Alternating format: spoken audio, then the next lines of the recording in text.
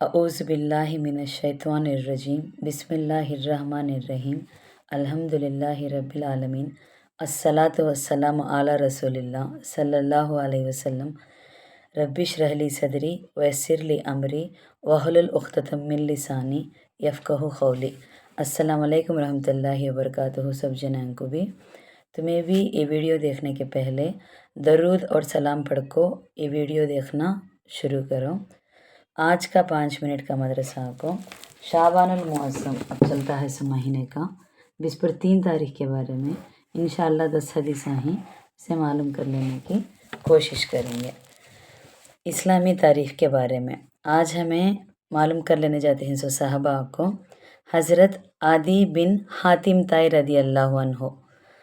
हज़रत आदि रज़ी अल्लाह अन्हो अरब के मशहूर सखी हातिम ताई के बेटे थे। इन्हों को हातिम ताई के बेटे के बारे में उन्होंने एक साहबा, उनका कबीला यमन में आबाद था और ईसाइयों के रखवी फ़िरक़े में शामिल था।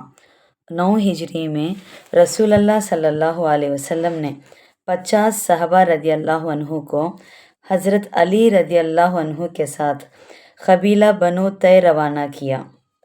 उस कबीले के रईस हज़रत अदी रदी अल्लाह अन्हु इत्तिला मिलते ही तो वो बात इत्तिला को तो इन्फॉर्मेशन मालूम होते मानिज क्या करी, अपने अहल खाना के साथ फ़रार होकर शाम चले गए।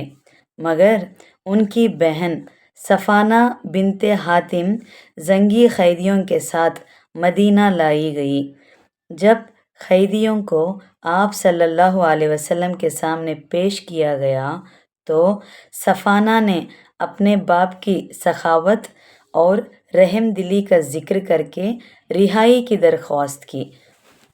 तो रसूलुल्लाह सल्लल्लाहु अलैहि वसल्लम ने उन्हें उसके मर्तबे के मुताबिक सवारी, लिबास और सफ़र का तोशा देकर तमाम क़ैदियों के साथ रिहा कर दिया। सफ़ाना ने अपने भाई आदि रदी अल्लाह अन्हु के पास आकर रसूलुल्लाह सल्लल्लाहु अलैहि वसल्लम के हुस्ने सुलूक की तारीफ़ कर ली और भाई को आप सल्लल्लाहु अलैहि वसल्लम की खिदमत में हाजिर होने के लिए तैयार कर लिया। जब वो मदीना पहुँचे तो अल्लाह के नबी सल्लल्लाहु अलैहि वसल्लम ने बड़े एज़ाज़ के साथ उन्हें चमड़े के गधे पर बिठाया। उन्होंने आपके बातें सुनकर और अखलाक से मुतस्सिर होकर दिल में सोचा कि ये शख्स बादशाह नहीं बल्कि नबी ही हैं और इस्लाम कबूल कर लिया। हुजूर सल्लल्लाहु अलैहि वसल्लम ने उन्हें कबीले के अमीर मुकर्रर फरमा दिया। उन्होंने इराक़ और शाम की लड़ाई, जंगे सिफ़ीन, क़ादसिया और जंगे नहरवान में हिस्सा लिया। आपने कूफ़ा में 60 पर 7 हिजरी में 120 साल की उम्र में वफ़ात पाई और वही दफन हुए। दोमी बात अल्लाह की कुदरत के बारे में। मुख्तलिफ मौसम और फल, मुख्तलिफ का तो अलग अलग डिफरेंट मौसम और उस फलों के बारे में। अल्लाह ताला ने सर्दी, गर्मी और बारिश अलग अलग मौसम बनाए और मौसम के अलग अलग फल और फूल बनाए। जो फल गर्मी का है वो हमेशा गर्मी में फलता है, जो सर्दी का है वो सर्दी में फलता है और जो बारिश का है वो बारिश के मौसम में फलता है। और हर फल का एक अलग जायका बनाया, जायका का तो टेस्ट। अगर एक ही मौसम, एक ही फल और फूल होते तो इंसान उगता जाता, लेकिन ये अल्लाह ताला की कुदरत है जिसने 12 महीनों के लिए अलग अलग मौसम और फल फूल बनाए। 3वीं बात एक फ़र्ज़ के बारे में। रोज़े की फ़र्ज़ियत क्या की देखेंगे। कुरान में अल्लाह ताला फरमाता है, ऐ ईमान वालो, जिस तरह तुमसे पहले लोगों पर रोज़ा फ़र्ज़ किया गया था उसी तरह तुम पर भी फ़र्ज़ किया गया है ताकि तुम परहेज़गार बन जाओ। سورہ بقرہ میں 183 آیت میں ہے سب بات یہ روزہ کے بارے میں۔ 4ویں بات ایک سنت کے بارے میں، روزے میں بھی مسواک سنت ہے، مسواک کرتی نہیں لکڑی سی، وہ روزے میں بھی کرے جا سنت کر کو بولتے ہیں۔ حضرت عامر بن ربیع رضی اللہ عنہ فرماتے ہیں کہ میں شمار نہیں کر سکتا کہ کس کثرت سے روزے کی حالت میں آپ صلی اللہ علیہ وسلم کو مسواک فرماتے ہوئے دیکھا۔ ابو داود 2364 کے ریفرنس میں سے۔ 5ویں بات یہ ایک اہم عمل کی فضیلت کے بارے میں، رمضان میں دعا کا قبول ہونا۔ رسول اللہ صلی اللہ علیہ وسلم نے فرمایا، رمضان المبارک کے ہر دن اور رات میں اللہ کے یہاں سے جہنم کے قیدی چھوڑے جاتے ہیں، اور ہر مسلمان کے لیے ہر دن اور رات میں یہ ایک دعا ضرور قبول ہوتی ہے۔ کتو دن میں ایک دعا، رات میں ایک دعا، کتو 30 دن کے 60 دعائیں انشاءاللہ قبول ہوتی گتے۔ اب آپ کو 6ویں بات ایک گناہ کے بارے میں، مسلمان بھائی سے کینہ رکھنا۔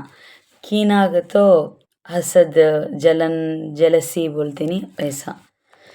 نبی کریم صلی اللہ علیہ وسلم نے ارشاد فرمایا، جنت کے دروازے پیر اور جمعرات کو کھولے جاتے ہیں، اور اس بندے کی مغفرت کر دی جاتی ہے جو اللہ کے ساتھ کسی کو شریک نہیں کرتا سوائے اس آدمی کے جس کے درمیان اور اس کے مسلمان بھائی کے درمیان کینہ ہو۔ صحیح مسلم حدیث 6709 ابو ہریرہ رضی اللہ عنہ کے ریفرنس میں سے۔ اس میں کیا بولتے ہیں گا تو کسی شخص کی برائی اور اس سے انتقام کا جذبہ اپنے دل میں چھپا کر رکھنا، اسے ظاہر نہ کرنا، اور پھر موقع ملنے پر نقصان پہنچانا کینہ کہلاتا ہے۔ 7ویں بات دنیا کے بارے میں، دنیا سے بے رغبتی کیا ہے؟ رسول اللہ صلی اللہ علیہ وسلم نے فرمایا، دنیا کے بارے میں زہد اور اس کی طرف سے بے رغبتی حلال کو اپنے اوپر حرام کرنے اور مال کو برباد کرنے کا نام نہیں، بلکہ زہد کا اصل معنی یہ ہے کہ جو کچھ تمہارے پاس ہو اس سے زیادہ بھروسہ تم کو اس پر ہو جو اللہ کے پاس ہے، اور یہ کہ جب تم کو کوئی تکلیف پیش آئے تو اس کو اخروی ثواب کی چاہت اور رغبت تمہارے دل میں زیادہ ہو بنسبت اس خواہش کے تکلیف کے بعد تم کو پیش ہی نہ آتی۔ شعب الایمان 2340 ابو ذر رضی اللہ عنہ کے ریفرنس میں سے۔ اب آپ کو 8ویں بات آخرت کے بارے میں، دوزخیوں کے لیے حیرات کی چیز۔ قرآن میں اللہ تعالیٰ فرماتا ہے، اور یہ اہل جہنم کہیں گے کہ کیا بات ہے کہ وہ مسلمان لوگ ہمیں دکھائی نہیں دیتے جن کو ہم برے لوگوں میں شمار کرتے تھے۔ سورہ 7 میں 60 آیت کے ریفرنس میں سے۔ کتو اہل جہنم کتو دوزخ میں ہتے سواد میں کیا بول لیتے ہیں، ہمیں کسے ہے تو برے بول لیتے تھے کہ انہوں کیا دستے نہیں ہیں جہنم میں، انہوں کئی کو نہیں ہیں جہنم میں کر کو انہوں حیران ہوتے ہتے۔ کتو اس کا معنی انہوں جہنم میں نہیں گا تو جنت میں ہتی کر کو۔ 9ویں بات طب نبوی سے علاج کے بارے میں، بیری کے پتوں کے فوائد۔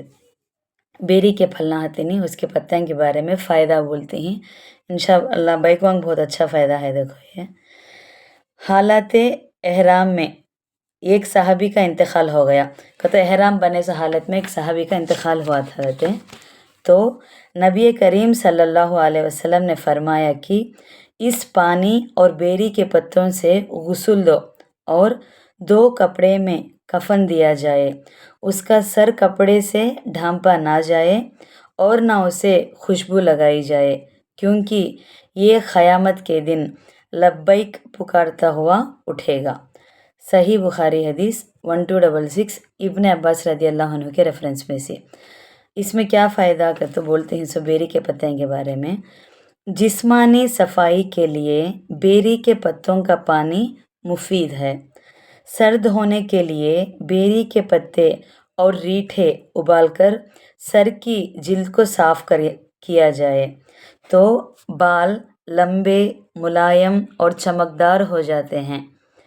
ریٹھے گتو ایک قسم کا درخت اور پھل ہے، ہم لوگ سب کو معلوم ہے ریٹھے۔ اب آپ کو 10ویں بات آخری قرآن کی نصیحت کے بارے میں۔ نماز برائیوں کو مٹا دیتی ہے۔ قرآن میں اللہ تعالیٰ فرماتا ہے دن کے دونوں سروں پر تو ایک فجر، ظہر اور عصر کی، اور رات کے کچھ حصوں میں مغرب، عشاء اور تہجد نماز قائم کیا کرو۔ یقیناً نماز برائیوں کو مٹا دیتی ہے۔ نصیحت ماننے والوں کے لیے یہ ایک نصیحت ہے۔ یا کو سورہ ہود میں 114 آیت میں ہے سو بات۔ الحمدللہ آج کا 5 منٹ کا مدرسہ 23 شعبان المعظم کے بارے میں ہمیں بات کر لیے۔ انشاءاللہ کل 24 شعبان المعظم کے بارے میں بات کریں گے۔ السلام علیکم ورحمۃ اللہ وبرکاتہ۔